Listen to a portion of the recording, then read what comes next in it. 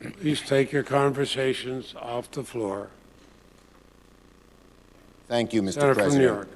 The case of Donald Trump's second impeachment trial was open and shut. President Trump told a lie, a big lie, that the election was stolen and that he was the rightful winner. He laid the groundwork for this big lie in the months before the election. He told the big lie on election night, and he repeated the big lie more than 100 times in the weeks afterwards. He summoned his supporters to Washington, assembled them on the ellipse, whipped them into a frenzy, and directed them at the Capitol.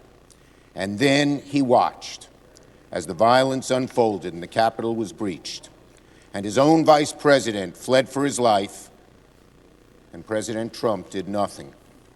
None of these facts were up for debate. We saw it, we heard it, we lived it.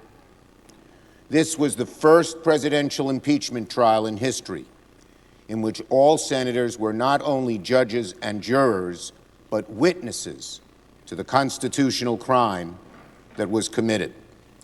The former president inspired, directed, and propelled a mob to violently prevent the peaceful transfer of power, subvert the will of the people, and illegally keep that president in power. There is nothing more un-American than that. There is nothing more antithetical to our democracy. There is nothing more insulting to the generations of American patriots who gave their lives to defend our form of government. This was the most egregious violation of the presidential oath of office and a textbook example, a classic example of an impeachable offense worthy of the Constitution's most severe remedy.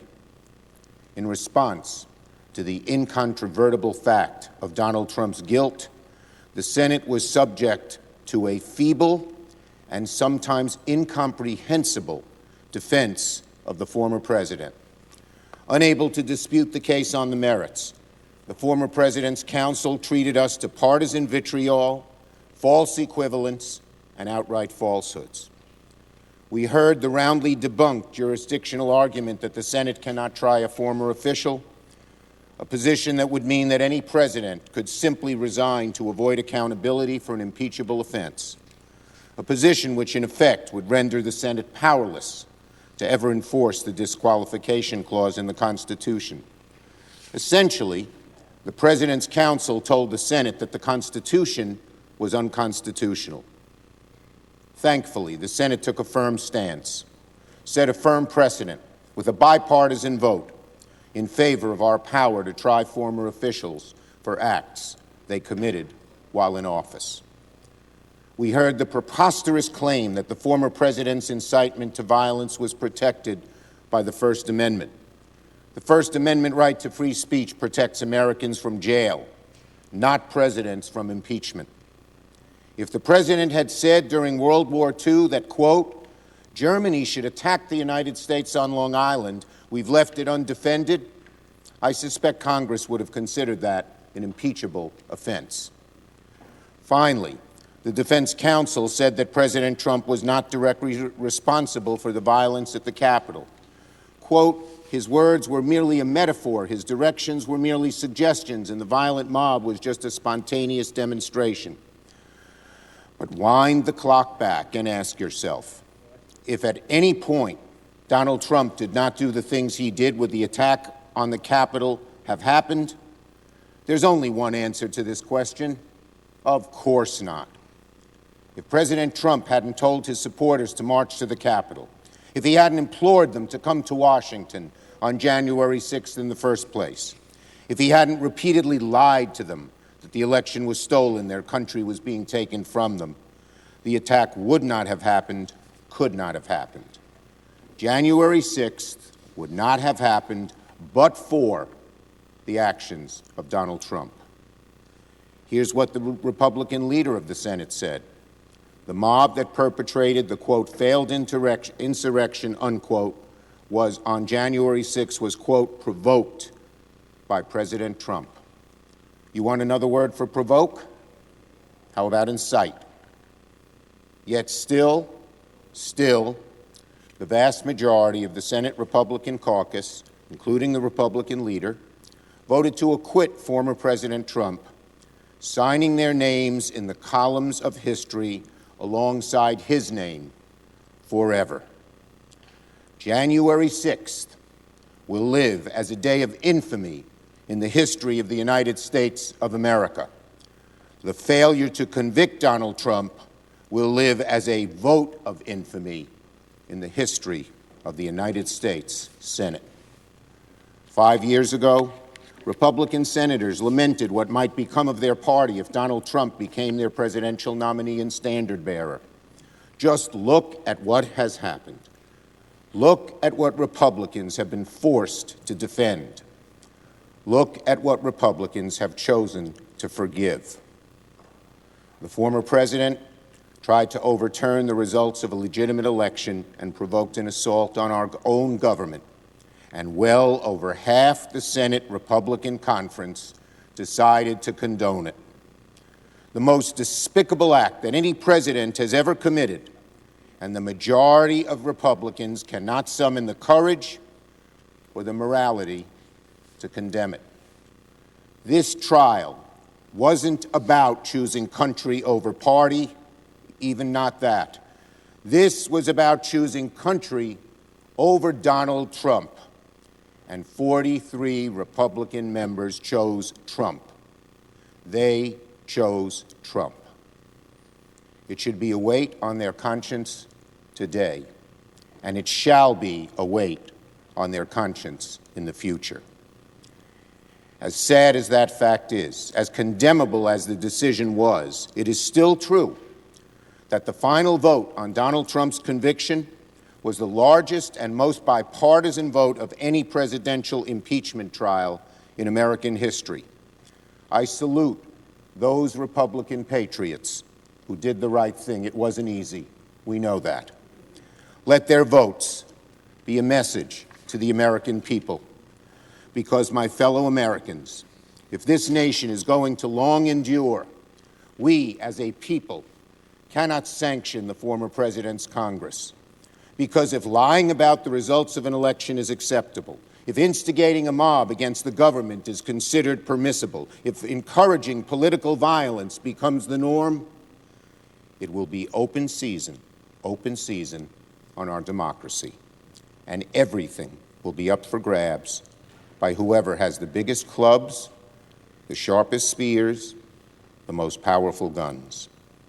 By not recognizing the heinous crime that Donald Trump committed against the Constitution, Republican senators have not only risked, but potentially invited the same danger that was just visited upon us. So let me say this.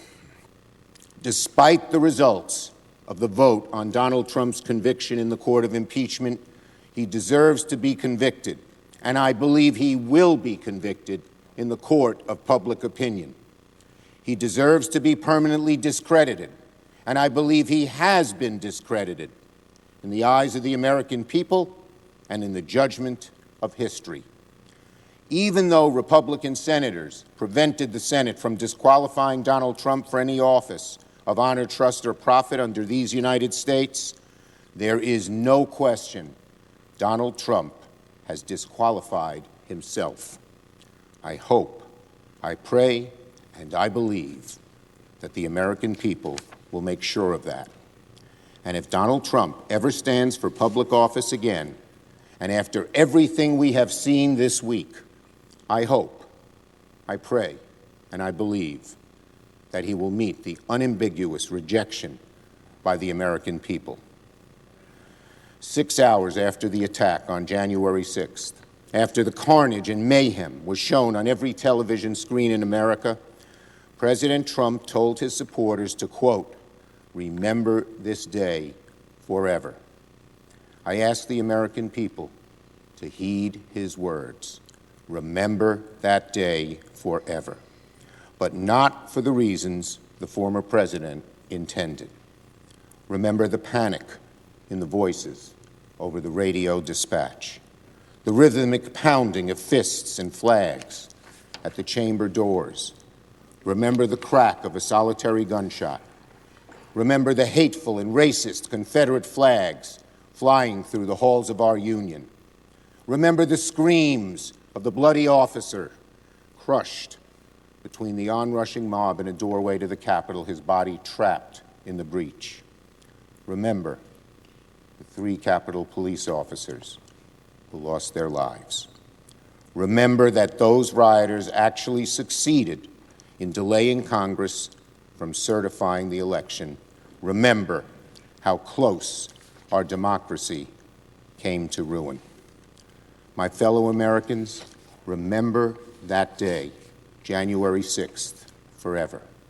The final terrible legacy of the 45th President of the United States, and undoubtedly our worst.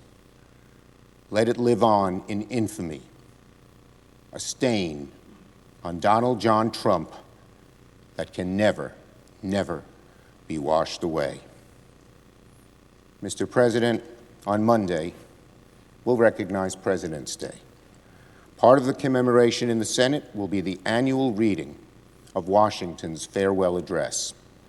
Aside from winning the Revolutionary War, I consider it his greatest contribution to American civil life. And it had nothing to do with the words he spoke, but the example it set. Washington's farewell address established for all time that no one had the right to the office of the presidency, that it belonged to the people. What an amazing legacy. What an amazing gift to the future generations. The knowledge that this country will always be greater than any one person, even our most renowned.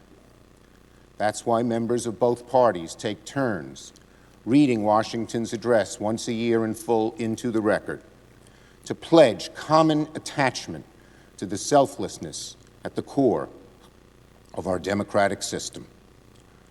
This trial was about the final acts of a president who represents the very antithesis of our first president and sought to place one man before the entire country, himself. Let the record show, before God, history, and the solemn oath we swear to the Constitution, that there was only one correct verdict in this trial, guilty.